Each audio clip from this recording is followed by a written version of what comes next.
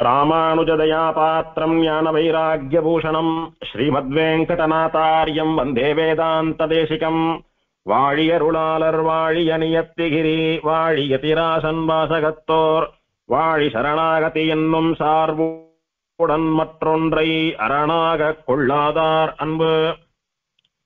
ஹஸ்திகிரி மகாத்மியத்திலே 26வது பாசுரத்தினுடைய அனுபவத்தை தொடர்ந்து அனுபவித்துக் கொண்டு வருகிறோம்.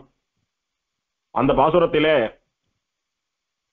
துவாபரத்தில் வாதுயர் தேவகுருவுக்கு இறங்கி என்கிற வரியினுடைய ஸ்தல புராணத்தை அனுபவித்துக் கொண்டு வந்தோம். அதனுடைய தொடர்ச்சியாக பிரம்மாண்ட புராணத்திலே சொல்லப்பட்டுள்ளதான அஸ்திகிரி மகாத்மியம், அதாவது காஞ்சிபுர கஷேத்திர ஸ்தல புராணத்திலே 13வது அத்தியாயத்தினுடைய விஷயத்தை இப்ப பார்க்க போறோம்.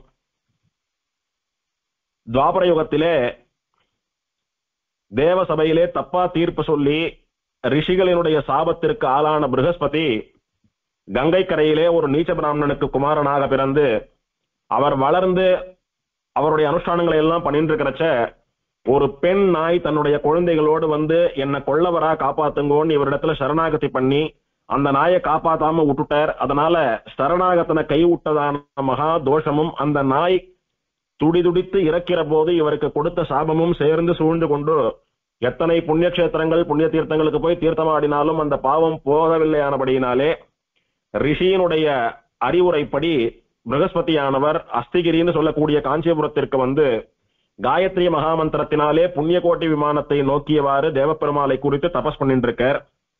அப்படி துவாபர யுகத்திலே ப்ரஹஸ்பதியானவர் உக்கிரமான தபஸ் பண்ணி கொண்டிருக்கிறச்ச அதே சமயத்திலே அஸ்திகிரி சிகரத்திலே பிரம்மாவினுடைய உத்தரவேதி, அதாவது எங்கு தேவப்பெருமாள் அவதாரம் பண்ணினாரோ அதனுடைய சமீபத்திலே ஒரு கஜேந்திரன், ஒரு யானையானது தன்னுடைய கணக்கில்லாத மனைவிமார்கள், அதாவது பிடி அப்படின்னா பெண் யானைன்னு பேரு, பல பெண் யானைகள், அதாவது அத்தனை பெண் யானைகளும் இந்த கஜேந்திரன் சொல்லக்கூடிய பக்தனுடைய மனைவிமார்கள்னு சொல்றது புராணம். அத்தனை பேரோடு கூட சேர்ந்துட்டு நிறைய வாசனை மிகுந்த புஷ்பங்களை கொண்டு தேவப்பெருமாளை ஆராதனை பண்ணிட்டு வருது. அந்த வாசனை மிகுந்த புஷ்பங்கள் எங்க இருந்தாலும் உலகில் எந்த மூலையில் இருந்தாலும் போய் எடுத்துட்டு வந்து பெருமாளுக்கு சமர்ப்பிக்கிறது அப்படின்னு ஒரு விரதத்தை வச்சுண்டு அத்தனை ஸ்ரத்தையோடு கூட பெருமாளை ஆராதனை பண்ணி கொண்டு வந்தது.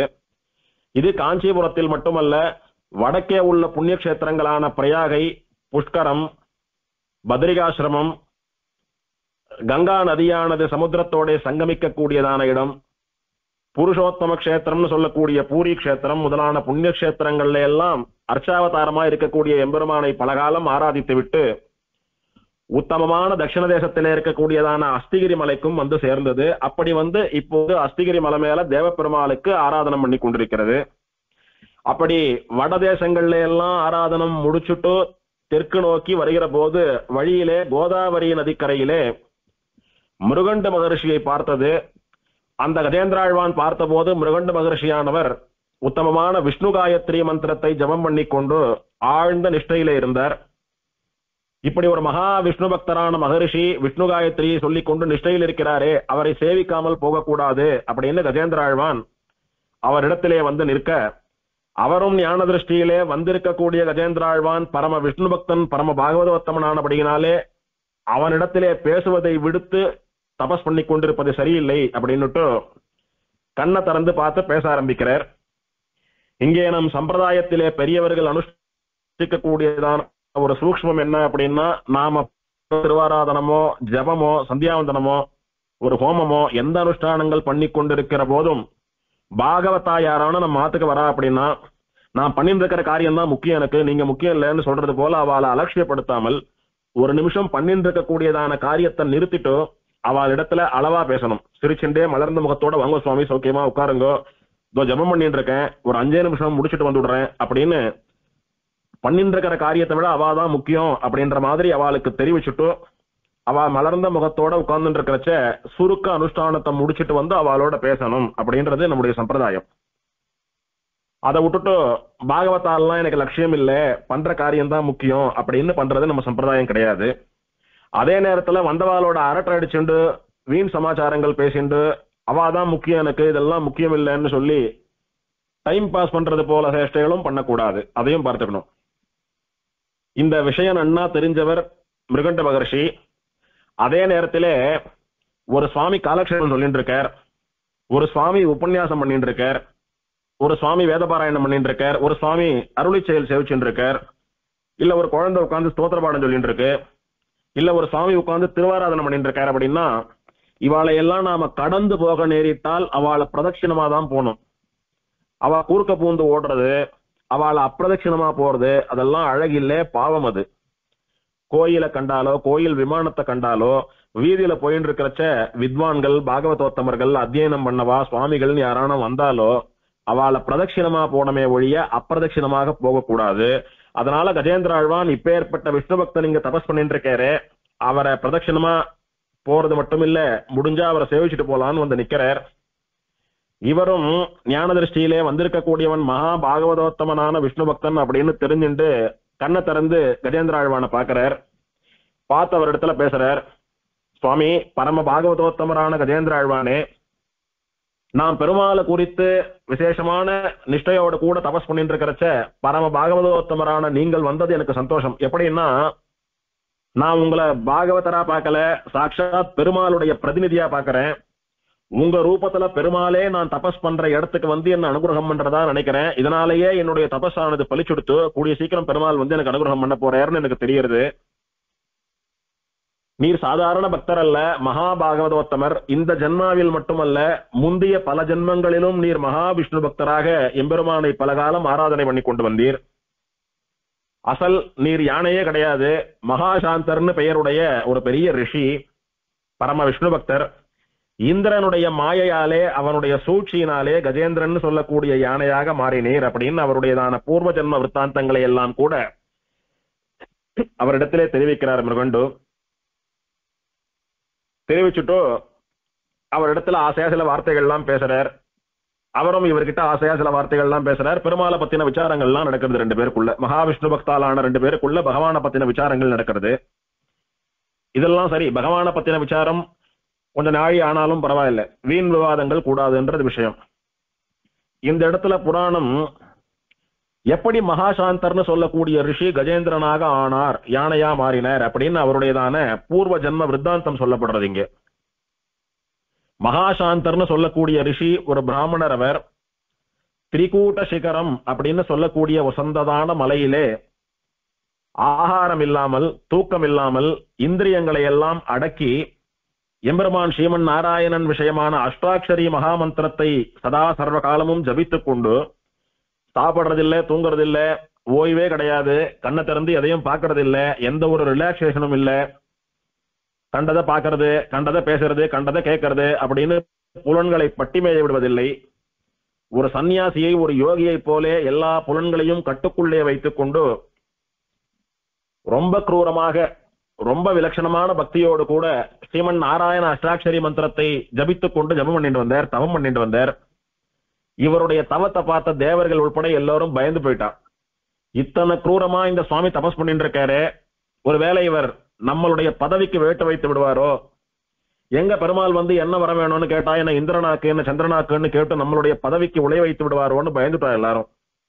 என்ன பண்றதுன்னு முயற்சி பண்ணி வழக்கம் போல அவளுடையதான சேஷ்டைய பண்ணினா இந்திரன் தேவலோகத்திலே இருக்கக்கூடிய தேவ மாதர்கள் அப்சரஸ் பெண்களை எல்லாம் கூட்டு, ஏ பேரழகிகளே, இப்போ தேவலோகத்துக்கு பெரிய ஆபத்து வந்திருக்கு. இப்போ மகாசாந்தன் ரொம்ப உக்கிரமா தபஸ் பண்ணிட்டு இருக்கார். பெருமாள் வந்த உடனே என்ன கேட்பார்னு தெரியல, அநேகமா நம்ம தலைக்கு கத்தி வந்தாலும் வரலாம். ஆகையினாலே வழக்கம் போல ரிஷிகள்லாம் தபஸ் பண்ணாலானா அதை கலைக்கக்கூடிய சக்தி வாய்ந்த நீங்களே இதையும் தீர்த்து வைக்க வேணும், நீங்க உடனே பூலோகத்துக்கு போங்கோ அப்படின்னு தேவமாதர்களை எல்லாம் இந்திரன் சொல்றான். இதை கேட்டு ரம்பான்னு சொல்லக்கூடிய பொண்ணு சொல்றா இந்திரனிடத்திலே, சுவாமி நீங்க எங்களுக்கெல்லாம் எஜமானர், உங்களுடைய எதிரிகள் பூமியில் மட்டுமல்ல எங்கிருந்தாலும் அங்க போறோம், எங்களுடைய அழகிலே அவர்களை மயங்க செய்து அவ எங்க காலிலேயே விழுந்திருக்கும்படியா நாங்க பண்றோம், நீங்க கவலைப்படாதுங்கோ, தேவர்களுக்கும் தேவலோகத்துக்கும் ஒரு ஆபத்தும் வராது, நாங்களும் எங்கள் அழகும் இருக்கிற வரைக்கும் ஒண்ணும் நடக்காது, கவலைப்படாதுங்கோ அப்படின்னு ஒரு சபதம் எடுத்துண்டு கூட மத்த அப்சர ஸ்திரீகளை எல்லாம் அழிச்சுட்டு போறா. இவ இப்படி தேவலோகத்திலிருந்து புறப்பட்ட சமயத்திலே திரிகூட்ட சிகரத்திலே மகாசாந்தன் ரொம்ப கடுமையா தபஸ் பண்ணிட்டு இருக்கார். அவருக்கு முன்னால போய் நிக்கிறா, நின்று வாயை திறந்து பேசுறா, ஹே ரிஷியே, ஹே இளைஞனே அப்படின்னு எல்லாம் கூட்டு பாக்குறா. இவர் காதலியே உழல. இவர் இந்திரியங்களை எல்லாம் அடக்கி ஆண்டு தபஸ் பண்ணிட்டு இருக்கிறபடினால வந்தவாளுடையதான எந்த ஒரு இடைஞ்சலும் இவருக்கு படல. இந்த ரம்பையோடு கூட பேரழகிகளான மேனகா, கிருதாசி, மிருதுகேசி, திலோத்தமா, ஊர்வசி முதலான உலக அழகிகள்னு சொல்லும்படியான பெரிய அப்சரஸ்திரிகள் பேரழகிகள்லாம் வந்தாலாம். வந்து மொத்த பேரும் நின்றுண்டு ஆடினார்களாம், பாடினார்களாம். பல பல சிருங்கார சேஷ்டைகளை எல்லாம் பண்ணி ரிஷியினுடைய நிஷ்டையை கலைக்கும்படியாக நடந்து கொண்டார்களாம். சுவாமி, ஏதோ அப்சர ஸ்திரீகள் வந்தா அப்படின்னு சொல்லிட்டு போனா போறாதா, எதுக்கு பெருசா இவாளுடைய பேரை எல்லாம் சொல்லணும் அப்படின்னா, இவா ஒருத்தரும் பேரழகிகள். இவாள்ல யாரானும் ஒருத்தர் வந்தாலே ரிஷியினுடைய பாடு என்ன அப்படின்றத விஸ்வாமித்திரருடைய சரித்திரத்துல பார்த்திருக்கோம். இத்தனை அழகிகளும் சேர்ந்து ஒரு கோஷ்டியா வரா அப்படின்னா இந்த ரிஷியினுடையதான தபஸ் எத்தனை நிஷ்டையானது, எத்தனை ஆழ்ந்ததுன்னு பார்க்கணும். அது முக்கியம். இங்க இத்தனை பொண்ணுகளோட பேரை சொல்றேன்னு பாக்குறதுக்கு இல்ல, இத்தனை பேரும் சேர்ந்து வந்தால்தான் இவருடைய தபஸை கலைக்க முடியும்னு இந்திரன் ஒரு டீமையே அனுப்புறான்னா எப்பேற்பட்ட தியானத்திலே இருக்கக்கூடிய ரிஷியின் இவருடைய இந்திரிய நிகிரகம்னு சொல்லக்கூடியதான அந்த ஆற்றலை பார்க்க வேணும், இவருடையதான பக்தியை நோக்க வேணும். அவ முன்னாடி ஆடினா பாடினா என்னென்னமோ ஆசை வார்த்தை எல்லாம் பேசினா, சேஷ்டைகளை எல்லாம் பண்ணா. இவர் கண்ணை திறந்தும் பார்க்கல. சரி, இவா இத்தனை பண்றாளே, அப்பவும் இந்த ரிஷியினுடைய மனசு மாறி இவர் தபச உடலையே அப்படின்னு மத்த தேவர்களும் இவாளுக்கு சப்போர்ட் பண்ண ஆரம்பித்தா. நல்ல வெயில் காஞ்சின்னு இருக்கு. சூரியன் என்ன பண்ணினா மெதுவா தன்னுடைய வெப்பத்தை குறைத்து கொண்டான். சந்திரனை முழுமையாக பிரகாசிக்க செய்தான். வாயு மெல்லிசான தென்றல் காற்று போல பூங்காற்றாட்டமா வீசினான். காத்துல அப்படி சில்லுன்னு ஏசி போல நல்ல புஷ்ப வாசனை அப்படி சென்ட் போட்டா போல அப்படி மிதந்து வர்றது. குறிப்பிட்ட சீசன்கள்ல மட்டும் பூக்கக்கூடிய புஷ்பங்கள் எல்லாம் கூட மொத்தமா பூக்கிறது. எங்க பாரு புஷ்பங்களா அப்படியே பூத்து குலுங்கி இருக்கு. அப்படியே பாக்குறதுக்கு சொர்க்கலோக மாட்டமா ஒரு எஃபெக்ட் இருக்காங்க. இத்தனை வாசனையும் குளிர்ச்சியும் இந்த பெண்களுடைய ஆசையான பேச்சும் நடனமும் இத்தனையும் சேர்ந்து எப்படியாவது இந்த ரிஷியினுடைய தபஸை கலைச்சுடலான்னு முயற்சி பண்ற சமயத்திலே இவருக்கு ரொம்ப டிஸ்டர்பன்ஸ் ஜாஸ்தியா இருக்கிற மாதிரி ஃபீல் பண்ணினார். ஆனா அது வரைக்கும் கண்ணை திறந்து கூட பார்க்கல. ஏன் அப்படின்னா, ஒரு சன்னியாசி ஸ்திரீயை கண்ணாலேயும் பார்க்க கூடாது அப்படின்னு சாஸ்திரம் இருக்கிறபடினாலே இவாளுடைய குரல், இவா பண்ணிட்டு இருக்கிற சேஷ்டை இதெல்லாம் வச்சு இவா வந்திருக்கிறவா ஸ்திரீகள் தான் அப்படின்னு புரிஞ்சின்றவர் கண்ணை திறந்து அவளை பார்க்கல.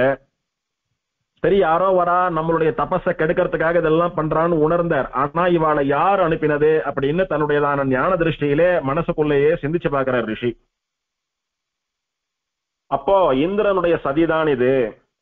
நாம பண்ணக்கூடிய தபஸ்னால இந்திரன் தன்னுடைய பதவிக்கும் தன்னுடைய லோகத்துக்கும் ஏதானும் ஆபத்து வந்து விட போகிறதோ அப்படின்னு நம்மளை மயக்கி தபஸை நிறுத்துறதுக்காக இவாளை எல்லாம் அனுப்பியிருக்கான் அப்படின்றத புரிஞ்சுட்டார் ரிஷி. இவாளோ மேலும் மேலும் தங்களுடைய சேஷ்டைகளை பண்ணிட்டே இருக்கா. அவர் கண்ணு திறந்து பார்க்கிறபடி இல்ல. இப்போ யார் தலைமையில இவாள்லாம் பூமிக்கு வந்தாலும் அந்த ரம்பாவுக்கு பயங்கர கோபம் வந்துடுத்து. பக்கத்துல இத்தனை பெரிய அழகிகளா, இந்திரனே காலில் விழுந்து கிடக்கும்படியான அழகிகளா நாமெல்லாம் ஆடிண்டும் பாடிண்டும் சிரிச்சுண்டோம் பேசிண்டோம். இந்த இளைஞன் பக்கத்துல நிக்கிறோம். வயசான கழவனா இருந்தாலும் பரவாயில்ல, சின்ன வயசுக்காரனா வேற இருக்கான். இருந்தாலும் நம்மள கண்ணை திறந்து கூட பார்க்க மாட்டான்றானே, என்ன பைத்தியமா இவன்? நாம கண்ணால லேசா ஒரு பார்வை பார்த்தோமானா இந்திரன் முதலான தேவர்களே காலில் விழுந்து கிடப்பாலே, இவன் என்ன கண்ணை மூடிண்டு எதையோ நினைச்சுட்டு இருக்கான், அப்படி என்னத்தை சாதிக்க போறான்? இவனண்டெல்லாம் நாம ஆடி பாடி ஒன்னும் பிரயோஜனம் இல்லை, வாங்க போலாம் அப்படின்னு கோச்சுட்டு போயிட்டாவா. கழுதைக்கு தெரியுமா கற்பூர வாசனைன்னு ஒரு பழமொழி உண்டு. இவ்வளவு பெரிய அழகிகள் வந்து பக்கத்துல ஆடிண்டு பாடிட்டு இருந்தாலும் கண்டுக்கவே இல்லை. இவெல்லாம் தபஸ் பண்ணி என்னத்தை சாதிக்க போறான் அப்படின்னு வெசவு பாஷைகளை பேசிண்டு புறம் பேசிண்டு அவ அந்த இடத்த விட்டு நகர்ந்து போயிட்டாலாம். அப்போ இந்த அப்சர ஸ்திரீகளாலே வந்த தடங்கள் யார் காரணம் அதுக்கு அப்படின்னா இந்திரன் தான் காரணம். அதனால இந்திரன் நேரம் வரட்டும் பாத்துக்கலாம் அப்படின்னு சரி வந்த இடைஞ்சல் போயிடுத்து. இனிமேல் தபஸ்ல இன்னும் தீவிரமா மூழ்கலாம் அப்படின்னு இவர் இன்னும் தபஸ்ல ஆழ்ந்து மூழ்க ஆரம்பிச்சுட்டார் ரிஷி மகாசாந்தர். அப்ப இந்திரன் என்ன பண்ணா, இவா தேவலோகத்துக்கு தோத்து போய் கையை பிசைஞ்சுன்னு வந்து நின்னா. அதை பார்த்த உடனே இந்திரனுக்கு பயங்கர கோபம் வந்துடுத்து. அப்பேற்பட்ட விஸ்வாமித்திரரையே சாய்ச்ச நீங்க இவரை சாய்க்க முடியலையா? என்ன நினைச்சுட்டு இருக்கீங்க? வர வர உங்களுடைய காரியத்துல ஒரு ஸ்ரத்தன்றதே இல்லை அப்படின்னு அவளை கடிஞ்சுட்டான். கடிஞ்சுட்டு வேற வழி இல்லாம நானே நேரா இறங்குறேன், நானே போய் ரிஷியனுடைய சாபத்தை தபஸ கலைக்கிறேன் அப்படின்னு இந்திரனே பூமிக்கு வந்தான். நடந்த விஷயங்களை எல்லாம் ஒண்ணு விடாம வந்து சொன்னா இவன் இந்திரனிடத்திலே. அதெல்லாம் மனசுல வச்சிருந்த இந்திரன் அப்போ பெண்களை கண்ணை திறந்து பார்க்க மாட்டார் ரிஷி, அதனால பெண்களை அனுப்பினா எந்த பிரயோஜனமும் இல்லை அப்படின்றத நன்னா புரிஞ்சுட்டான். ஏன் பெண்களை பார்க்கறது இல்லை அப்படின்னா, எம்பெருமானை அடைவதற்காக தபத்திலே இருக்கக்கூடிய ஒரு ரிஷி, ஒரு யோகி ஸ்திரீய பார்த்தானா அவனுடைய சிந்தை கலங்கிறது, சித்தம் கலங்கிறது, அது அவனை நரகத்துல கொண்டு தள்ளுறது, மேலும் சம்சாரத்திலே அவனை தள்ளுகிறது. அதனால அவன் ஸ்திரீகளை பார்க்க கூடாதுன்னு தபஸ் பண்ணக்கூடிய யோகிகளுடைய தர்மம். நாரத பக்தி சூத்திரம் முதலான யோகங்களில் எல்லாம் சொல்லப்பட்ட தர்மம் அது. அதனால ரிஷி பார்க்கல. சரி, நல்ல ரிஷியா இருக்கார், அதனால பெண்களை கொண்டு இவரை மோகமடைய செய்ய முடியாது, வேற ஏதானும் பண்ணலாம் அப்படின்னு இந்திரன் என்ன பண்ணா, தான் ஒரு யானையாக மாறினான். நிறைய தேவ மாதர்களை எல்லாம் பெண் யானைகளாக மாற்றிக்கொண்டான். இந்திரன் ஆண் யானையா போனா, வந்த தேவ ஸ்திரீகளை எல்லாம் பெண் யானைகளா மாத்தின்டான். இப்போ அந்த ரிஷி தபஸ் பண்ணிட்டு இருக்கிற இடத்துக்கு முன்னால போய் நின்றுண்டு இந்த ஆண் யானையும் பெண் யானைகளிலும் ஆனந்தமா சிரிச்சுட்டோம், பேசிட்டோம், விளையாடிண்டோம், அப்படி சேஷ்டைகள் எல்லாம் பண்ணிட்டு இருந்தது.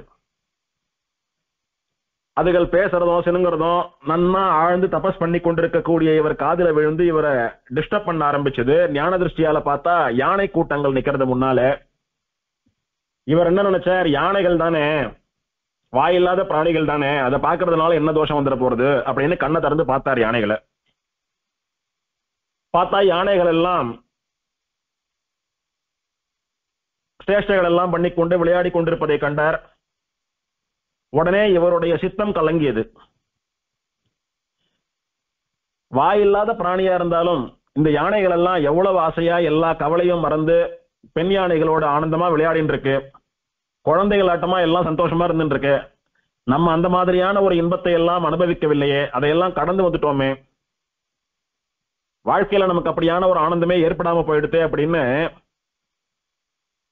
ரம்பா மேனகா முதலான பெண்கள் வந்து அழகிலே மயக்கினாலும் கூட கலங்காத ஒரு ரிஷி கேவலம் யானைகளினுடைய சேஷ்டையை பார்த்து தானும் அது போல அனுபவிக்க வேண்டும் அப்படின்னு சித்தம் கலங்கி போனார்.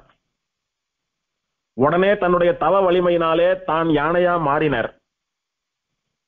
தான் ஆண் யானையாக மாறி பெண் யானைகளோடு சேர்ந்து இந்திரன் எப்படி விளையாடிட்டு இருந்தானோ அந்த மாதிரி விளையாடல்களிலே ஈடுபட்டு கொண்டிருந்தார். இது அவருக்கு ரொம்ப சந்தோஷமா தோணித்து. உடனே என்ன பண்ணார்,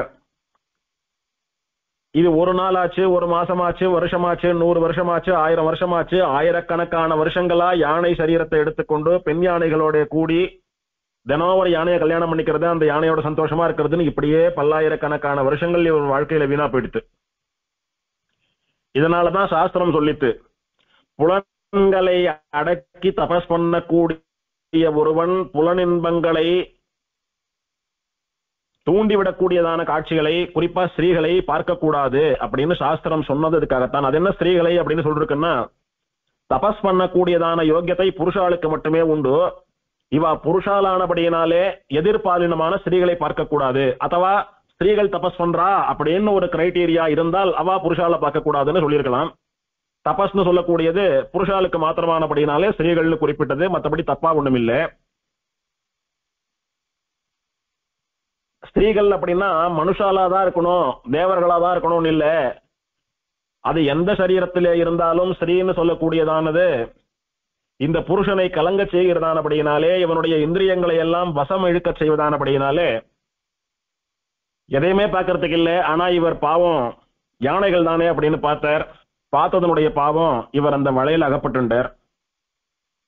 இப்போ இவர் மனசு முழுக்க பெருமாளுடையதான பக்தியானது நீங்கி போயிடுத்து. இவர் மனசுல இருந்து இவரை விட்டு விஷ்ணு பக்தியானது வெளியில போயிடுச்சு. இவர் மனசு, உடம்பு, தலை, கால்னு எல்லா இடத்துலயும் காமம் சஞ்சரித்தது. இதனாலதான் சாஸ்திரம் சொல்றது, எப்போ ஒருத்தனுக்கு உபநயனம் பண்ணணும், உபநயனம் பண்றதுக்கு எது உத்தமமான காலம் அப்படின்னா, உடம்பில் காமம் புகுவதற்கு முன்னாலே காயத்ரி புக வேண்டும் அப்படின்னு தர்மசாஸ்திரம் சொல்றது. தப்பான எண்ணம் அப்படின்னா என்ன, இந்திரியங்களுக்கு செயலெழுத்தல் அப்படின்னா என்ன அப்படின்னு ஒரு மனுஷன் தெரிந்து கொள்கிற பருவம் வருவதற்கு முன்னாலேயே அவனுக்கு உபநயனம் பண்ணிடணும். உபநயனத்திலே பிரதானமானது பிரம்மோபதேசம்னு சொல்லக்கூடியதான காயத்ரி மகாமந்திர உபதேசம். காயத்ரி மகாமந்திர ரூபத்திலே பிரம்மமானது இவனுடைய சரீரத்துக்குள்ளே பிரவேசிக்கிறது. காமம் புகுந்த விடத்திலே பிரம்மம் பிரவேசிக்காதானபடியினாலே, காமவசப்பட்டவனுக்கு பிரம்மம் கைவராதானபடியினாலே பிராமணம் 8 வருஷம் உபநயித்த 7 வயசுலயோ 8 வயசுலயோ உபநயனம் பண்ணி வச்சுடுறது, ரொம்ப காலம் தாழ்த்தக்கூடாது அப்படின்னு எல்லாம் சாஸ்திரம் வலியுறுத்த சொல்றதுக்கு காரணம் எல்லாம் இதுதான். அப்படி பெரிய ரிஷியா தபஸ் பண்ணி கொண்டிருந்த இவருடைய மனசிலே காமம் புகுந்து விட்டது. இவர் மனசு, உடம்பு, ஆத்மா மொத்தம் காமம் நிறைந்திருக்கிறது. விஷ்ணு பக்தியானது இவர் விட்டு முழுசா போயிடுத்து. இப்படி பல வருஷ காலங்கள் ஆனந்தப்பட்டு வரார். திடீர்னு ஒரு நாள் வழியில ஒரு ரிஷியானவர் தபஸ் பண்ணி கொண்டிருப்பதை இந்த யானை பார்க்கிறது. பார்த்த உடனே இதுக்கு பழைய ஞாபகம் எல்லாம் வருது. ஆச்சரியமா இந்த ரிஷி தபஸ் பண்ணிட்டு இருக்கார். அவர் தலைக்கு பின்னால ஒளிவட்டம் எல்லாம் தெரியறது. வரவா போறவாலாம் அவரை சேவிச்சுட்டு போறா. அவர் இருக்கிற இடங்கள்ல நல்ல மழை பெய்யறது, ஜல சமிருத்தி நன்னா இருக்கு, பூக்கள், பழங்கள், காய்கள்லாம் நன்னா பூத்து குலுங்கிறது. இதெல்லாம் அந்த ரிஷியனுடைய தபஸ் மகிமைதான்னு நினைக்கிறேன். நாமளும் இப்படி ஒரு விசேஷமான தபஸ் பண்ணக்கூடிய ரிஷியா தானே இருந்தோம். அப்ப நம்மளை சுத்தி அதெல்லாம் நடந்திருக்குமோன்னு அது கூட தெரியாம நாம ஆழ்ந்த நிஷ்டையிலே தபஸ் பண்ணிட்டு இருந்தோமே. அப்பேற்பட்ட உத்தமமான விஷ்ணு பக்தனா ஆழ்ந்த தபஸ்வியா இருந்த நானா கேவலம் இப்படி யானை உடம்பு எடுத்துண்டு அல்ப சுகங்களிலே ஈடுபட்டு அலைந்து கொண்டிருக்கிறேன் அப்படின்னு தன்னுடைய நிலைமையை எண்ணி நொந்து வெக்கப்பட்டு தலை குனிஞ்சிச்சு யானை. ஒரு க்ஷணம் திரும்பி பார்க்கறது. பின்னால ஒரு படையே வர்றது, பெண் யானைகள். யார் இவாள்லாம் அப்படின்னா, இவர் ஆசையில இருந்ததுனால தினம் ஒரு பெண் யானையை கல்யாணம் பண்ணிட்டு வாழ்ந்துட்டு வந்தாரே, அத்தனை பெண்களும் இந்த யானையினுடைய கஜேந்திரனுடைய மனைவிமார்களாக பின்னாடி தொடர்ந்துட்டு வரா. ஆரம்பத்துல பிருகஸ்பதி தபஸ் பண்ணிட்டு இருக்கிறச்ச அஸ்திகிரி மலை மேல கஜேந்திர ஆழ்வான் தன்னுடைய கணக்கில்லாத பத்தினிமார்களோட பெருமாளை ஆராதித்தான்னு பார்த்தோமோ இல்லையோ, அத்தனை பத்தினிமார்கள் கஜேந்திர ஆழ்வானுக்கு வருவதற்கு காரணம் இதுதான். அவ்வளோ பெரிய பெண் யானை கூட்டத்தோட ஒரே ஆண் யானையாக கஜேந்திரன் அப்படியே வலம் வந்துட்டு இருக்கான். அந்த சமயத்திலே இவனுக்கு இப்படியான ஒரு புத்தி தோணித்து. உடனே என்ன பண்றது அப்படின்னு யோசிச்சு ஒரு ரிஷி எதிரில் வரார். அவர் இடத்துல விஷயத்தை தெரிவிக்கிறான். தெரிவிச்சா, நீங்க நாரதரை நோக்கி தியானம் பண்ணுங்கோ, நாரதர் வந்து உங்களுக்கு அனுகிரகம் பண்ணுவார் அப்படின்னு அந்த ரிஷி தெரிவிக்கிறார். உடனே நாரதரை தியானம் பண்ணா தேவ ரிஷியான நாரதர் வந்து அவர் முன்னாலே தோன்றி நடந்த விஷயங்களை எல்லாம் அவருக்கு புரிய வைத்து, ஒரு மனுஷன் நல்ல காரியம் பண்றான் அப்படின்னா நிறைய தடங்கள் வரும், அதையெல்லாம் கடந்து அந்த காரியத்தை சாதிக்கிறதுலதான் அவனுடைய வைராக்கியம் இருக்கிறது அப்படின்னு புரிய வைத்து, உத்தமமான புண்ணிய கஷேத்திரங்களுக்கு போய் புண்ணிய தீர்த்தங்களிலே தீர்த்தமாடி அந்த கஷேத்திரத்திலே இருக்கக்கூடிய அர்ச்சாவதார எம்பெருமான்களை எல்லாம் நிறைய புஷ்பங்களை சமர்ப்பித்து ஆராதனை பண்ணி கொண்டு வா. புஷ்பங்களாலே ஆராதிப்பது, அர்ச்சிப்பதுன்றது பெருமாளுக்கு ரொம்ப பிடிச்ச விஷயம். அதெல்லாம் கணக்கில்லாம பல காலம் பண்ணிட்டு வா. எத்தனை வருஷ காலம் களியாட்டங்களிலே ஈடுபட்டு காலத்தை கழித்தாயோ அத்தனை வருஷ காலம் எம்பெருமானை புஷ்பங்களாலே அர்ச்சித்து ஆராதித்து அந்த பிராயசித்தம் செய்து கொள், அந்த பாவங்களை எல்லாம் போக்கிக்கொள். நீ இத்தனை திருமணங்கள் பண்ணிக்கொண்டோ இப்படியா வாழ்க்கையில வந்து இதுதான் சுகம் அப்படின்னு நினைச்சுட்டு அல்ப சுகங்களிலே ஈடுபட்டு இருந்ததை விட கொடுமையான ஒரு பாவம் எதுன்னா, எம்பெருமான் விஷயமான தபஸ் பண்ணி கொண்டிருக்கும் போது அந்த தபஸுக்கு நடுவே இந்த மாதிரி ஒரு எண்ணம் உனக்கு வந்து தபஸையும் மறந்து எம்பெருமானுடைய பக்தியையும் மறந்து இத்தனை வருஷ காலம் அல்ப போகங்களிலே ஈடுபட்டிருந்தாயே, அதுதான் மகா பாபம். ஒரு மனுஷனுக்கு சாதாரணமா இருக்கிறச்ச தப்பான எண்ணங்கள் வரதுக்கும், ஒரு பகவத் ஆராதனமோ ஒரு ஜபமோ ஒரு அனுஷ்டானமோ அல்லது ஒரு வேத பாராயணமோ இந்த மாதிரி பகவானோட சம்பந்தம் இருக்கக்கூடியதான காரியங்கள் பண்ணிட்டு இருக்கிறச்ச அவனுடைய மனசு புத்தி சித்தம் கலங்கிறதுன்றது மகா பாவம். அதுதான் நீ பண்ணினதுலயே பெரிய பாவம். அந்த மாதிரி உன்னை பண்றதுக்கு லோகத்துல யாரோ என்னென்னமோ சூழ்ச்சி பண்ணுவா. உன்னுடைய பாவங்கள்லாம் எவ்வளவோ அதுக்கு முயற்சி பண்ணும். பிரகிருதி சம்பந்தம் ஒன்னு அதுல ஈடுபடுத்த விடாம என்னென்னமோ பண்ணும். ஆனால் உனக்கு அந்த வைராக்கியம் இருக்க வேண்டும். அதுவும் தபஸ் பண்ணி பெருமாளை பிரத்யட்சமா சேவிக்கணும்னு நினைக்கக்கூடிய மகா யோகிக்கு அந்த வைராக்கியம் எத்தனை தூரம் இருக்க வேணும் அப்படின்றதுக்கு நீதான் உதாரணம் அப்படின்னு எல்லாம் சொல்லி புரிய வைத்து நாரதர் முக்கியமான புண்ணியக்ஷேத்திரங்களை பத்தி எல்லாம் சொல்லி அந்த இடத்துக்கெல்லாம் போய் தீர்த்தமாடி பெருமாளை அர்ச்சிச்சுண்டு வா அப்படின்னு சொல்றார். நாரதருடைய உபதேசத்தை வாங்கிட்டு அவரை சேவிச்சுட்டு இந்த கஜேந்திரனும் அத்தனை பெண் யானைகளோடு கூட புண்ணியக்ஷேத்திரங்களை நோக்கி நடக்க ஆரம்பிக்கிறது. அப்படியே போயிட்டு இருக்கிறச்ச தற்செயலா சாலக்கிராம கஷேத்திரத்துக்கு போய் சேர்ந்தது. முக்திநாத்னு சொல்லக்கூடிய சாலக்கிராம கஷேத்திரத்துக்கு போய் சேர்ந்தது. அங்கே கண்டகி நதியினுடைய கிளை நதியான சக்கரசரித்து என்கிற நதியிலே புண்ணிய ஸ்நானம் பண்ணித்து. அந்த நதியில புண்ணிய ஸ்நானம் பண்ண மாத்திரத்துல இந்த யானைக்கு பூர்வ ஜென்ம ஸ்மரணம் தோணித்து. அதாவது வழியில பார்த்த ரிஷிகள் நாரதர் அவெல்லாம் சொல்லி தெரிஞ்சுக்கிறது வேற, இதுக்காகவே பூர்வ ஜென்ம ஞாபகம் வந்து தான் யார் தான் எப்படி ஆனோம் அப்படின்ற ஞாபகம் எப்போதும் இருப்பதுன்றது வேற. அவ சொல்ல இது கேட்டது, அது தகவல் இன்ஃபர்மேஷன் மட்டும்தான். இப்ப இதுக்கே புரியுறது, ரியலைஸ் பண்றது. இது மத்தவா சொல்றத காட்டிலும் தனக்கே ஒரு எண்ணம் தோணினாதான் அதை சரியா பண்ணுவான்னு சொல்லுவோமோ இல்லையோ. குழந்தைகள்லாம் அப்படி நிறைய சேஷ்டைகள்லாம் பண்றது, அதுங்களுக்கு புத்தி சொல்றச்ச சொல்றவா எத்தனை சொன்னாலும் அவனுக்கா தோணினாதான் அதெல்லாம் நிறுத்துவான் திருந்துவான்னு சொல்றமோ இல்லையோ. அந்த மாதிரி மத்தவா சொன்னதெல்லாம் தகவல். இப்போ புண்ணிய தீர்த்த ஸ்நான விசேஷத்தினாலே இவருக்கு தானாவே பூர்வ ஜென்ம ஸ்மரணம் தோணி போயிடுத்து. உடனே வசந்த எம்பெருமானுடைய ஆராதனத்தை ஆரம்பித்தது இந்த யானை. அப்படி ஒரு புண்ணியக்ஷேத்திரமா வடதேசம் எல்லாம் போய் எம்பெருமானை ஆராதனை பண்ணிட்டு தட்சிண தேசமான தமிழகத்துக்கு வர சமயத்துலதான் வழியில கோதாவரி தீரத்திலே மிருகண்டு மகர்ஷிய பார்த்தது. பார்த்த போதுதான் மிருகண்டுவும் கஜேந்திரனும் பேசிண்டா. மிருகண்டு சொன்னார், நீ பண்றது உத்தமமான காரியம், என்னிடம் தேடி வந்திருக்க சுவாமி. நீ என்ன பண்றேன்னா, இங்க இருக்கக்கூடிய விசேஷமான வாசனை புஷ்பங்களை கொண்டு என்னுடைய ஆசிரமத்துல என்னுடைய பெருமாள் ஆராதனை பண்ணிட்டு என்னோட சில காலம் தங்கிருங்கோ.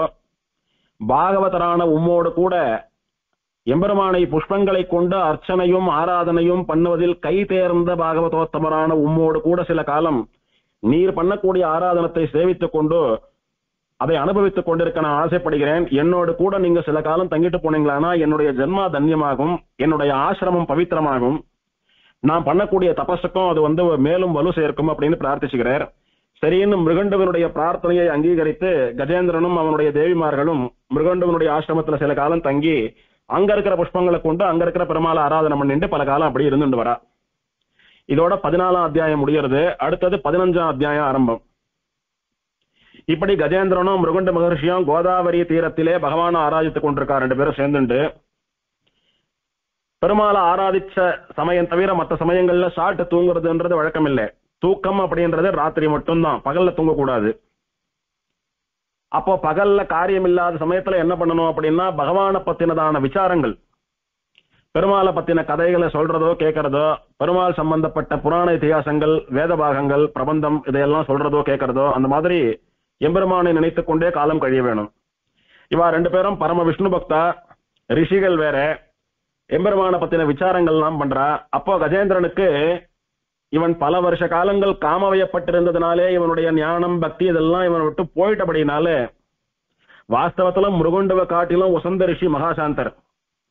நடுவுல இப்படி ஆனதுனால அவருடைய சக்தி எல்லாம் அவருக்கு போயிடுத்து. அதனால மிருகண்டுவ காட்டிலும் தபஸ் குறைஞ்ச ரிஷியா போயிட்டார். இப்போ பழசெல்லாம் மறந்து போயிடுத்து. இப்போ பழைய ஞாபகம் இருக்கே தவிர பழைய ஞானம், பழைய சக்தி, பழைய தப்போ நிஷ்டை அதெல்லாம் போயிடுத்து. பழைய பக்தி எல்லாம் இல்லை இப்போ. அதனால கஜேந்திரன் நம்மளை போல ஒன்னும் தெரியாத பாமர நாட்டுமா மிருகண்டு மகர்ஷியை பார்த்து ஒரு கேள்வி கேட்கிறார். சுவாமி, நாரதர் சொன்னார் அப்படின்னு நான் வசந்த புண்ணிய தீர்த்தங்கள் புண்ணிய கஷேத்திரங்களுக்கெல்லாம் போய் தீர்த்தமாடி பெருமாளை அர்ச்சனை பண்ணிட்டு வந்துட்டு இருக்கேன். எனக்கு நீங்க ஒரு உபதேசம் பண்ணுங்க. இந்த பூமியிலே பரம பவித்திரமான பரம பாவனமான நகரங்கள் என்னென்ன இருக்கு, மலைகள் என்னென்ன இருக்கு அப்படின்றத எனக்கு உபதேசம் பண்ணுங்க அப்படின்னு சொல்றார். இப்படி கஜேந்திராழ்வான் பிரார்த்திக்க அவருக்கு மிருகண்டு மகர்ஷி உபதேசம் பண்றார். சத்தைதானி ச புண்ணியானி நகராணி அசலாஸ்ததா.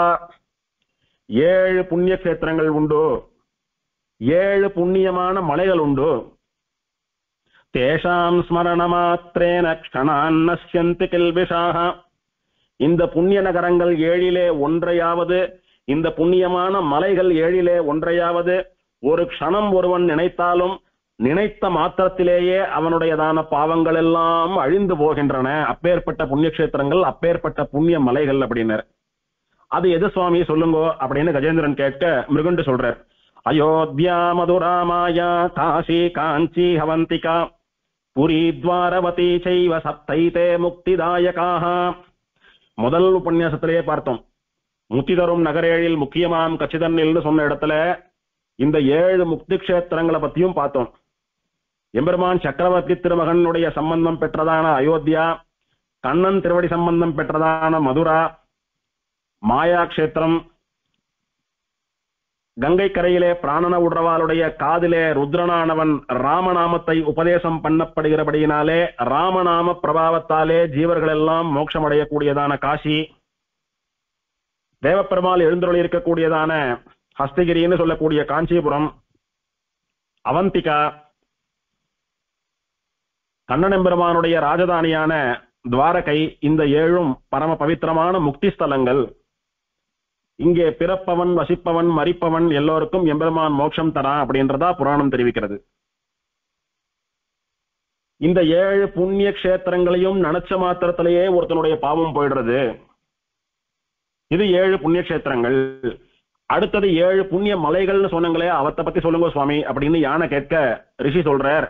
மந்தரோ ரைவத சஹ்யோ மகேந்திரோ கந்தமாதனஹ துஷாரோ ஹஸ்திசைலைஸ்ச சப்ததே கிரயஸ்ததா.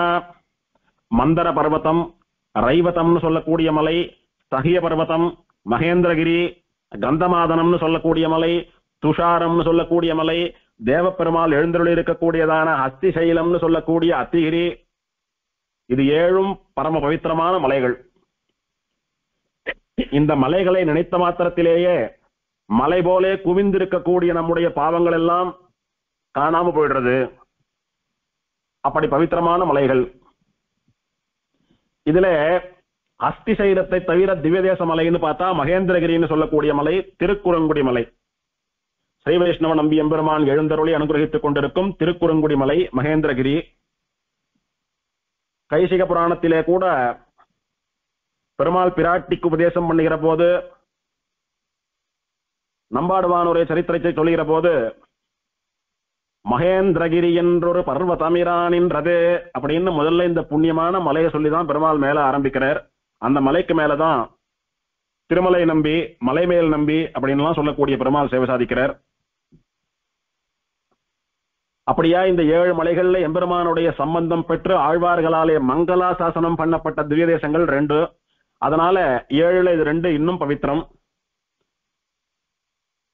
நகரீனாஞ்ச சர்வாசாம் புரி காஞ்சி விசிஷ்யதே கிரீனாந்து ததான்யேஷாம் சிரேஷ்டோ ஹஸ்திகிரி ஸ்மிருதஹ.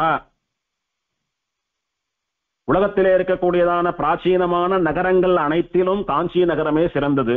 விஸ்வகர்மாவாலே நிர்மாணிக்கப்பட்டது. இப்போது சொன்ன புண்ணிய மலைகள் எல்லாவற்றிலும் அஸ்திகிரி மலையே உயர்ந்த மலை, சிறந்த மலை அப்படின்றதையும் உபதேசம் பண்ணார். யஸ்யாம் இஷ்டோ ஹரிஸ் சாக்ஷாத் அஸ்வமேதேன வேதசா சைவ பாரத வர்ஷேஸ்மின் புரி புண்ணிய விவர்தினி. பிரம்மாவினுடைய அஸ்வமேத யாகத்திற்கு மகிழ்ந்து எம்பெருமான் ஸ்ரீஹரியானவர் பிரம்மாவாலே சாட்சாத்தாக நேரிலே காணப்பட்டவராய் பாரத வருஷத்திலே காஞ்சிபுரம்னு சொல்லக்கூடியதான பரம புண்ணிய கஷேத்திரத்திலே அவதாரம் பண்ணினான். ததந்தர்வசதி ஸ்ரீமான் வியக்தியரூபச்சதுர்புஜः சர்வலோக குரு சாக்ஷாத் ஹயமேதேன தோஷிதः. அந்த புண்ணிய நகரமான காஞ்சி நகரத்துக்கு நடுவிலே ஹஸ்திகிரின்னு சொல்லக்கூடிய உத்தமமான மலை உண்டோ. அந்த மலையிலே உத்தரவேதியினுடைய மத்தியத்திலே வியக்தா எல்லோருடைய கண்களுக்கும் தெரியும்படி ஸ்ரீமான் திருமகள் கேள்வன் பிராட்டிமார்களோடு கூட சேவை சாதிக்கக்கூடிய பெருமாள் சதுர்புஜகா 4 தோள்களோட கூட எல்லா உலகங்களும் சேவிக்கும்படியாக பிரம்மாவினுடைய அஸ்வமேத யாகத்திற்கு மகிழ்ந்து அதிலிருந்து வெளியில வந்த பெருமாள் சேவை சாதிக்கிறார். வேகவத்யுத்தரே தீரே புண்ணியகோட்யாம் ஹரிஸ்வயம் வரத சர்வபூதானாம் அத்யாபி பரிதிருஷ்யதே. காஞ்சிபுரத்திலே வேகவதி நதி ஆச்சரியமா பிரவகிச்சு ஓடுறது. அந்த நதியினுடைய கரையிலே புண்ணிய கோட்டி விமானம்னு சொல்லக்கூடிய உத்தமமான விமானத்தினுடைய நிழலிலே எம்பெருமான் ஸ்ரீஹரியானவன் பிரம்மாவினுடைய யாகத்திலிருந்து ஸ்வயம்புவா தானே தோன்றிய மூர்த்தியாக வரதன் என்கிற பெயரோட எல்லா உயிர்களுக்கும் வரம் தரக்கூடிய நாயகனாக எல்லா உயிர்களும் எப்போதும் சேவிக்கும்படியா எல்லார் கண்களுக்கும் சேவை சாதித்துக் கொண்டு நிரந்தரமாக நின்று கொண்டிருக்கிறான். சத்யவிரதம் விதிக்கியாதம் தத்க்ஷேத்திரம் பாபநாசனம் ந தஸ்ய சதூரம் கிஞ்சித் வித்யதே க்ஷேத்திரமுத்தமம்.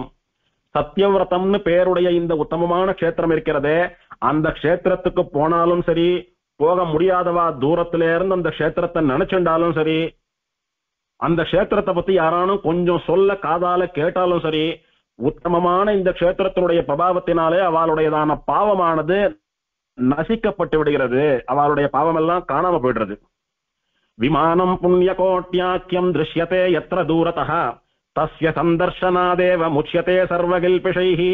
எவனொருத்தன் இந்த புண்ணியகோட்டி விமானத்தை வெகு தூரத்திலிருந்து லேசாக கண்ணுக்கு தெரியும்படியா பார்த்தாலும் கூட, சுவாமி எங்கேயோ தூரத்துல வரதனுடைய விமானம் தெரியறது, எனக்கு அத்தனை கிளியர் ஃபிகரா தெரியல, மங்களாதான் தெரியறதுன்னு சொன்னாலும் கூட பரவாயில்லை, அது பரம பாவனமான பெருமாளை சேவிப்பதை போன்றதான தர்சனம்.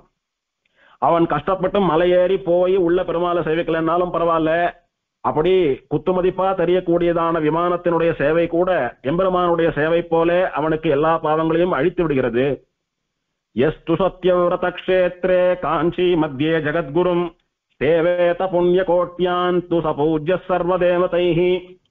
அந்த உத்தமமான காஞ்சிபுரத்திலே சத்யவிரத க்ஷேத்திரத்திலே நடுவிலே இருக்கக்கூடியதான அஸ்திகிரி மலையிலே புண்ணியகோட்டி விமானத்துக்குள்ளே உரைபவனான பெருமாள் இருக்கிறானே, அவன் எல்லா உலகங்களுக்கும் ஆச்சாரியனானவன். பாஞ்சராத்திர ஆகமத்தை பிரவச்சனம் பண்ணினவன், பிரம்மா முதலானவர்களுக்கு வேதத்தை உபதேசம் பண்ணினவன், இன்னும் கலியுகத்திலே ராமானுஜர் திருக்கச்சி நம்பிகள் முதலானவாளுக்கெல்லாம் உபதேசம் பண்ணினவன், கீதாச்சாரியனாக கீதையை உபதேசம் பண்ணினவன். இப்படி பல காலங்களிலே பல காரணங்களாலே பலருக்கும் ஆச்சாரியனாக இருந்தவன். அதனாலே ஜெகத்குரு. அண்ட சராச்சரங்களுக்கும் ஒரு ஆச்சாரியன் இருக்க முடியும்னா அது பெருமாள் தான். அந்த எம்பெருமான் எல்லா தேவதைகளாலும் பூஜிக்கப்படுபவனாக புண்ணியகோட்டிக்கு கீழே நின்று கொண்டிருக்கிறான். அந்த எம்பெருமானுடைய சம்பந்தம் இருப்பதனால அந்த க்ஷேத்திரத்துக்கு சமானமான ஒரு க்ஷேத்திரம் இல்லை, அந்த மலைக்கு சமானமான ஒரு மலை இல்லை அப்படின்னு காஞ்சிபுரத்தினுடைய மகிமையையும் அஸ்திகிரியினுடைய பெருமையையும் சொல்ற ரிஷி. வரதம் புண்ணியகோட்யந்தः விருஷ்சிகஸ்தே திவாகரே அர்ச்சயேத் கந்த புஷ்பாத்யைஹி சமுக்தோ யாதி தத்பதம். புண்ணியகோட்டி விமானத்துக்கு கீழே நின்று கொண்டிருக்கக்கூடிய தேவப்பெருமாளை விருச்சிக மாசம்னு சொல்லக்கூடிய கார்த்திகை மாசத்திலே எவன் ஒருத்தன் கந்தம் மற்றும் புஷ்பங்களாலே ஆராதிக்கிறானோ அவன் மோட்சத்தை அடைகிறான். உத்தமமான சந்தனத்தையும் நல்ல வாசனை உள்ள புஷ்பங்களையும் கொண்டு கார்த்திகை மாசத்திலே எவன் ஒருத்தன் தேவப்பெருமாளை ஆராதிக்கிறானோ அர்ச்சிக்கிறானோ அவனுக்கு மோட்சம் நிச்சயம் அப்படின்னு சாஸ்திரம் தெரிவிக்கிறது. இன்னைக்கு நிலைமைக்கு நாமோ கார்த்திகை மாசத்திலே நல்ல உசந்த சந்தனத்தையோ அல்லது நல்ல வாசனை மிகுந்த உத்தமமான புஷ்பங்களையோ அர்ச்சக சுவாமியின் இடத்துல கொடுத்து தேவப்பெருமாளுக்கு அர்ச்சனை பண்ண சொல்லலாம், திருவாராதனத்துக்கு பயன்படுத்திக்க சொல்லலாம். அது நம்மளால முடியும். புரோக்தம் தீர்த்தத்வயம் தத்ர சர்வ பாப பிரணாசனம் அனந்தாக்கியம் சரஸ்தாவதே புண்ணியா வேகவதி நதி. காஞ்சியிலே பரம பவித்திரமான எல்லா பாவங்களையும் நாசனம் பண்ணக்கூடிய தீர்த்தத்வயம், 2 உத்தம தீர்த்தங்கள் உண்டு. எல்லா பாவங்களையும் போக்கக்கூடியதான பக்தியை வளர்க்கக்கூடிய 2 தீர்த்தங்கள் உண்டு. என்ன அப்படின்னா, சரஸ்தாவத்து குளம், மூழ்கி குளிக்கக்கூடிய குளம் வடிவிலே இருக்கக்கூடிய புஷ்கரிணி, அனந்தாக்கியம் அனந்த என்று பெயர் அதற்கு, அனந்த சரஸ்னு சொல்லக்கூடிய புஷ்கரிணி. புண்ணியோ வேகவதி நதி, ஒரு இடத்துல தேங்கி இருக்கிறபடியினாலே குளம்னு சொல்றோம். அப்படி இல்லாமல் பல இடங்களுக்கு பாய்வதாக இருக்கக்கூடியது நதி. அப்படி புண்ணிய நதியாக காஞ்சிபுரத்திலே பிரவகித்துக் கொண்டிருப்பது வேகவதி நதி. ஆக காஞ்சிபுரத்திலே வேகவதி நதியும் அனந்தசரஸ் தீர்த்தமும் பரம பாவனமான தீர்த்தங்கள். தீர்த்தமாடினவாளுடைய பாவங்களை எல்லாம் அழிக்கிறது, அவளுக்கு விஷ்ணு பக்தியை வளர பண்றது, அவ கூடிய சீக்கிரம் மோட்சத்துக்கு போறா அப்படின்னு தெரிவிக்கிறது இந்த ஸ்லோகம்.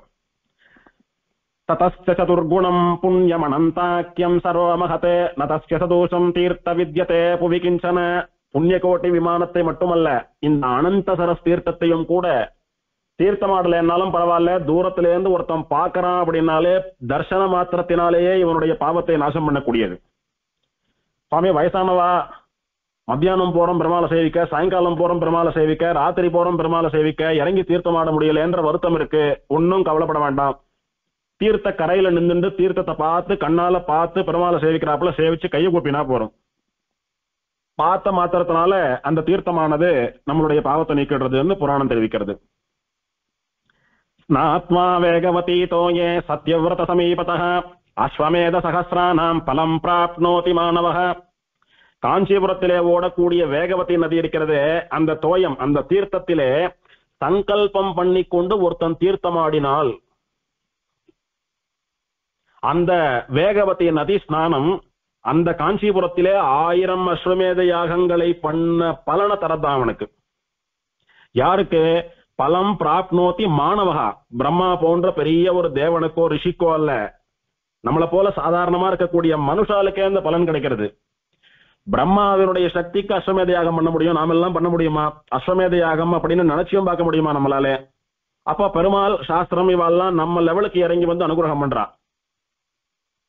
எந்த பிரம்மாவினுடைய யாகத்தை அழிக்கணும்னு வேகவதி நதி பெருக்கெடுத்து வந்து எம்பெருமான பார்த்து பயந்து சரணாகதி பண்ணி அடக்க ஒடுக்கமா நதியா புண்ணிய தீர்த்தமா மாறி இருக்காளோ, அந்த வேகவதி நதியில ஸ்நானம் பண்ணிட்டு பெருமாளை சேவிச்சியானா உனக்கு 1000 அஸ்வமேத யாகம் பண்ண பலன் கிடைக்கிறது அப்படின்னு சொல்றது புராணம். அனந்த சரசி ஸ்நாத்மா விமானாச்சாயான்விதே விமுக்த சர்வ பாபேபியோ விஷ்ணுலோகம் சகச்சதி. சுவாமி, இந்த 2 தீர்த்தத்துல பரம பவித்திரமானது அனந்த சரஸ் தானே. ஏன்னா திருவனந்தாழ்வான்னு சொல்லக்கூடிய நித்தியசூரி சம்பந்தம் பெற்றதாச்சே. பல ரிஷிகள் பல தேவர்கள் அதுல தீர்த்தமாடி தேவப்பெருமாளை சேவிச்சாலே, ரிஷிகள் தேவப்பெருமாளுக்கு அதை கொண்டு திருமஞ்சனம் எல்லாம் கூட பண்ணி வச்சாலே, அதனால 2 தீர்த்தத்துல எது உசந்ததுன்னு கேட்டா சந்தேகமே இல்லை, அனந்த சரஸ் தானே உசந்தது. ஆனா வேகவதி நதியில தீர்த்தமாடினா 1000 அஸ்வமேத யாகம் பண்ண பலன் அப்படின்னு சொல்றக்கே சுவாமி, அப்படின்னா அதை காட்டிலும் வசந்த பலன் அனந்த சரஸ் ஸ்நானத்துக்கு சொல்றக்கு. என்னன்னா அனந்த சரஸ்ல தீர்த்தமாடிட்டு புண்ணிய கோட்டி விமானத்தினுடைய நிழலிலே இருக்கக்கூடியதான அனந்த சரஸிலே தீர்த்தமாடிட்டோன்னு தெளிவா சாதிக்கிறார். புண்ணிய கோட்டி விமானத்தினுடைய சாயை அப்படின்னா சுவாமி, புண்ணிய கோட்டி விமானத்தினுடைய நிழல் குளத்து மேல உழர்தான்றது இல்ல.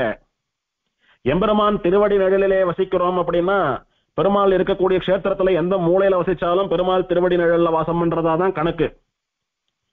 திருமலை அடிவாரத்துல சுத்தி அந்த 650 கிலோமீட்டர் டிஸ்டன்ஸ்ல எந்த மாவட்டத்துல எந்த சந்து பொந்துல வாழ்ந்தாலும் சரி, திருமலை அடிவாரத்துல வாழறதாதான் கணக்கு. கண்ணுக்கு திருமலை சேவையாருதா, அவனுடைய பாவங்கள் எல்லாம் போறது அப்படின்னு தயாசதகத்துல சுவாமி தேசிகன் சாதிக்கிறார். அந்த மாதிரி ஒரு க்ஷேத்திரத்துல எம்பெருமான் இருக்கான் அப்படின்னா அந்த க்ஷேத்திரத்தினுடைய கோடியில ஒருத்தன் இருந்தாலும் அவன் எம்பெருமானுடைய திருவடி நிழல்ல எம்பெருமானுடைய பாத சாயையில வாசம் பண்றதாதான் அர்த்தம். அப்படி இருக்கிறச்ச புண்ணிய கோட்டி விமானத்துக்கு மிகவும் சமீபத்தில் இருக்கக்கூடியதான அனந்த சரஸ் இருக்கிறது. புண்ணிய கோட்டி விமானத்தினுடைய சாமீபியத்தினாலே, சம்பந்தத்தினாலே, அதனுடைய அருகாமையினாலே மிகவும் பெருமையானதான அனந்த சரஸ் இருக்கிறது. திரும்ப திரும்ப புராணம் என்ன சொல்றது? இந்த மலைக்கு என்ன ஏற்றம், இந்த ஊருக்கு என்ன ஏற்றம், இந்த தீர்த்தத்துக்கு என்ன ஏற்றம், இந்த விமானத்துக்கு என்ன ஏற்றம் அப்படின்னு எல்லாம் கேட்டுட்டே போனா எல்லாத்துக்கும் ஒரே பதில், தேவப்பெருமாள் அங்க எழுந்தருளி இருப்பது அப்படின்ற பெருமாளுடையதான சம்பந்தம். அதுவும் பெருமாள் எப்படி வந்தார்னு பார்க்கணும். தரணியில் மண்ணி அயனார் தனித்தவம் காத்த பிரான் அப்படின்னு இந்திரஜாலம் போலே என்னுடைய அவதாரங்கள் கிடையாதுன்னு பகவத்கீதையில சொன்னான். ராமனா வந்தான், குறிப்பிட்ட சில வருஷங்கள் இருந்தான், பல வருஷங்கள் இருந்தான், பல்லாயிரக்கணக்கான வருஷங்கள் இருந்தான்னே வச்சுக்கலாம். திரும்ப புறப்பட்டு போயிட்டானோ இல்லையோ. கண்ணனா வந்தான், பல்லாயிரக்கணக்கான வருஷங்கள் இருந்தான், கீதையெல்லாம் கொடுத்தான், திரும்ப புறப்பட்டு போயிட்டானோ இல்லையோ. ஆக அந்த அவதாரங்கள் எல்லாம் வந்தா அவதார சமாப்தி அப்படின்னு ஒண்ணு உண்டு அப்படின்னு சங்கல்பிச்சுட்டு வந்த அவதாரங்கள். ஆனா இந்த யதோக்தகாரி பெருமாளாகவும் தேவ பெருமாளாகவும் இவன் அவதாரம் பண்ணியது எப்படி? கடைசி வரைக்கும் இருந்தது ஜனங்களை எல்லாம் ரட்சிக்க போறேன் அப்படின்னு ஸ்திரமா இருக்க போறேன், திரும்பி போறதுன்றதே கிடையாதுன்ற சங்கல்பத்தோடு தானே வந்தான். அர்ச்சாவதாரமா தானே வந்தான். அப்படி அர்ச்சாவதாரமா விபவாவதாரங்களை காட்டிலும் பல மடங்கு ஏற்றம் உடையதாக சாக்ஷாத் ஸ்ரீவைகுண்டத்துக்கு துல்லியமாக இருக்கக்கூடிய தேவப்பெருமானுடைய திருவடி சம்பந்தம் தான் இந்த க்ஷேத்திரத்துக்கும் மலைக்கும் தீர்த்தத்துக்கும் விமானத்துக்கும் இத்தனைக்கும் பெருமை ஏற்பட காரணம். அதனால வெறும அனந்த சரஸ்ல தீர்த்தமாடுன்னு சொல்லாம புண்ணியகோட்டி விமானத்தினுடைய நிழலிலே இருக்கக்கூடியதான அனந்த சரஸிலே ஒருவன் தீர்த்தமாடினால் அப்படின்னா என்ன அர்த்தம்? அந்த அனந்த சரஸுக்கு பெருமையே அந்த விமானத்தினுடைய சம்பந்தம் தான், பெருமாளுடைய சம்பந்தம் தான் அர்த்தம். என்ன பலன் அவனுக்கு? அது என்ன 1000 அஸ்வமேத யாகங்களை காட்டிலும் உசந்த பலன் இருக்க முடியும் அப்படின்னா, விமுக்தா சர்வ பாபேபியோ, அவனுடைய எல்லா பாவங்களிலிருந்தும் 100% பூரணமா வெளியில வந்துடுறான். புண்ணிய தீர்த்தம் ஆடுறோம், புண்ணிய கஷேத்திரங்களுக்கு போறோம், புண்ணிய காரியங்கள்லாம் பண்றோம், பாவம் எவ்வளவு போறது அப்படின்னா ப்ரொபோஷனலா தான் போகும், மொத்த பாவமும் போயிடாது. எப்ப மொத்த பாவமும் போறது அப்படின்னா, சுவாமி திருக்கோட்டியூர் நம்பி இருக்காரு ராமானுஜருடைய ஆச்சாரியர், அவரிடத்துல ஒரு சிஷ்யர் போய் கேட்கிறார், சுவாமி இதை பண்ணா பாவம் போகும், அதை பண்ணா பாவம் போகும் எல்லாம் சொல்றாளே, நானும் எல்லாம் பண்ணி பார்த்துட்டேன், ஆனா என்னுடைய பாவம் போனதா எனக்கு தெரியல அப்படின்னாராம். அதுக்கு திருக்கோட்டியூர் நம்பி சொன்னாராம், பெருமாளுடைய திருக்கையிலே இருக்கக்கூடிய திருவாழி ஆழ்வான் இருக்கான், சுதர்சன ஆழ்வான், அவன் வந்து எரிச்சு பொசிக்கினாதான் என்னுடைய பாவங்கள் மொத்தம் போகும், அது வரைக்கும் என்னுடைய பாவங்கள் போகாதுன்னு தன்னை சொல்லிண்டாராம் திருக்கோட்டியூர் நம்பி. அதாவது இது வைஷ்ணவ லட்சணம். இவர் கேட்கிறாரு அப்படின்னா, ஆமா நீ பண்ண பாவம் ஒரு நாளும் போகாது, நீ அப்பேற்பட்ட பாவி அப்படின்னு சொல்றது சரியில்லை. அவர் கேட்ட கேள்விக்கு பதில் சொல்லணும், அதே சமயத்துல அவரை காயப்படுத்த கூடாது. நானே தான் ஆயிடுகன்னு ஆண்டாள் சொன்னது போல தன்னை தாழ்த்தி கொள்ளலாம், அது ஸ்வரூபம். அதனால சுவாமி என்ன சாதிக்கிறார் திருக்கோட்டியூர் நம்பி, எத்தனை புண்ணிய தீர்த்தங்கள்ல தீர்த்தமாடினாலும் என்னுடைய பாவம் முழுசா போயிடாது, எத்தனை புண்ணிய காரியங்கள் பண்ணாலும் என்னுடைய பாவம் முழுசா போயிடாது. எம்பெருமானுடைய சங்கல்ப சக்தியாக இருக்கக்கூடிய சக்கரத்தாழ்வான் இருக்கானே சுதர்சன ஆழ்வான், அவன் வந்து தன்னுடைய தேஜஸினாலே என்னுடைய மொத்த பாவத்தையும் எரிச்சாதான் மொத்தம் புசுங்கி போகும், அது வரைக்கும் கம்ப்ளீட்டா நான் ஜீரோ ஆக மாட்டேன், என்னுடைய பாவங்கள் மொத்தமா போகாது அப்படின்னு திருக்கோட்டியூர் நம்பியே சாதிக்கிறார். அப்படின்னா நாமெல்லாம் எம்மாத்திரம். அப்படி திருக்கோட்டியூர் நம்பிகளாலே சக்கரத்தாழ்வார் வந்தாதான் மொத்த பாவத்தையும் எரிக்க முடியும் அப்படின்னு ஒசத்தி சொல்லப்பட்ட அந்த சர்வ பாப விமுக்தின்னு சொல்லக்கூடிய பாவ அக்கௌண்ட்ல ஜீரோன்னு டேலி ஆறுது. அது கிடைக்குமா அனந்த சரஸ்ல தீர்த்தமாடினா? ப்ரொவைடட் என்ன நினைச்சுட்டு தீர்த்தமாடணும், தேவப்பெருமாளுடைய திருவடி நிழல்ல இருக்கக்கூடியதினாலே, அந்த தேவப்பெருமாள் வசிக்கிற புண்ணிய கோட்டி விமானத்தினுடைய நிழல்ல இருக்கிறபடினாலதான் அனந்த சரஸ்க்கு இவ்வளவு ஏற்றம். எப்படியானா சுவாமி புஷ்கரணிக்கு எப்படி ஏற்றம் அப்படின்னா திருவேங்கடமுடையானுடைய சம்பந்தத்தினாலே ஏற்றம்னு சொல்றோமோ, வைத்திய வீரராகவனுடைய அனுகிரகத்தினாலே தான் ஹிருத்தாபநாசினிக்கு ஏற்றம்னு சொல்றோமோ, அந்த மாதிரி தீர்த்தத்துக்கு பெருமை என்பது பெருமாளால தான். நமக்கு தான் தீர்த்தத்தால பெருமை, ஆனா தீர்த்தத்துக்கு யாரால பெருமை? பெருமாளால தான் பெருமை. அதை புரிஞ்சுண்டு வரத பக்தியோட கூட ஒருவன் தீர்த்தமாடினால் அவன் எல்லா பாவங்களிலிருந்தும் முழுமையாக விடுபட்டு விஷ்ணு லோகம் சகச்சதி, அந்த எம்பெருமானுடைய நிரந்தர லோகமான பரமபதத்தை அடைகிறான். என்ன சொல்றார்? அவனுக்கு மோட்சம் பலனாக சொல்லப்பட்டது. பிரம்மா எதுக்கு சுவாமி அஸ்வமேத யாகம் பண்ணினார்? பெருமாளை நேர சேவிக்கணும், தபஸ் பண்ணணும்னு ஆசை. புலன்களை எல்லாம் அடக்கி தியானத்துல பெருமாளை விஷயமாக்கி அப்படியே மனக்கண் முன்னால பெருமாளை கொண்டாந்து நிறுத்தணும்னு எத்தனையோ ஆயிரக்கணக்கான வருஷங்கள் முயற்சி பண்ணார், முடியல. ஏன்னா அவருடைய மனசு ஒருமைப்படல. கண்ணை மூடுறார், அப்பதான் பக்கத்தாத்துல என்ன பேசுறான்னு காதுல விழுறது. கண்ணை மூடுறார், அப்பதான் இவரை யாரெல்லாம் வெச்சா அவளை என்ன பண்ணணும், பழி வாங்கணும்னு அப்படியே பல்ல நரநரன் கடிச்சுண்டு கோவமா அவளை என்னென்னலாம் பேசணும்னு நினைக்கிறாரோ அந்த டைலாக் எல்லாம் மனசுல ஓடுறது. கண்ணை மூடினாதான் இது என்ன கதை அது என்ன கதைன்னு எல்லா டென்ஷனும் வருது. சில பேர் பார்க்கலாம், குறிப்பா திருவாராதனம் பண்றச்ச அனுஷ்டானம் பண்றச்சதான் என்னென்னமோ தேவையில்லாத யாகங்கள்லாம் வந்து டென்ஷன் ஆகும். அந்த மாதிரி பிரம்மாவுக்கு மனசை அப்படி சாந்தமா வெறுமையா வச்சுட்டு பெருமாளை நோக்கி கான்சென்ட்ரேட் பண்ண முடியல. எங்கெங்கயோ போனார், கங்கை கரைக்கு போனார், மேருமலை கரைக்கு போனார், ஒன்னும் நடக்கல. கடைசியில நாரதர் சொன்னார், 1000 அஸ்வமேத யாகங்கள் பண்ணால் மனதை ஒருமுகப்படுத்தலாம், 1000 அஸ்வமேத யாகங்கள் பண்ணாதான் மனதை ஒருமுகப்படுத்த முடியும். அதுக்கப்புறம் பெருமாளை தியானம் பண்ணி தபஸ் பண்ணி பெருமாள் வரதெல்லாம் பெரிய காரியம். 1000 அஸ்வமேத யாகங்கள் வெளியில எங்கேயானு பண்றதுக்கு பதிலா காஞ்சிபுரத்துல ஒரு முறை பண்ணா போறோம்னு அங்க போய் பண்ணார்.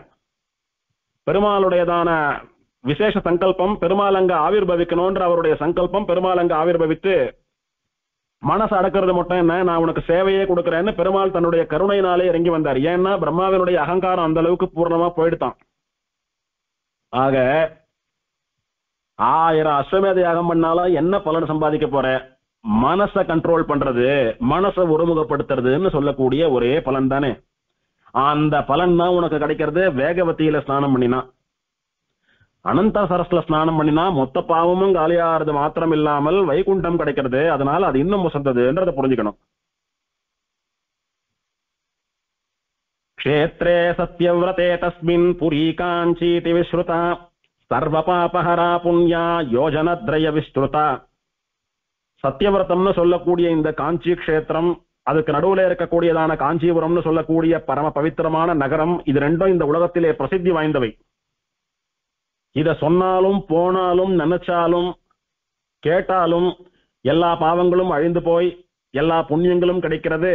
இது 2 யோஜனை அகலமான இடமான விஸ்தாரமான இடமாக உள்ளது அப்படின்னு வர்ணிச்சுட்டு, தன்மத்தியே புண்ணிய கோட்யாக்கியம் விமானம் திருஷ்யதே அதுனா திருஷ்யதே தேவதேவேஷா தன்மத்தியே வரதோஹரிஹி.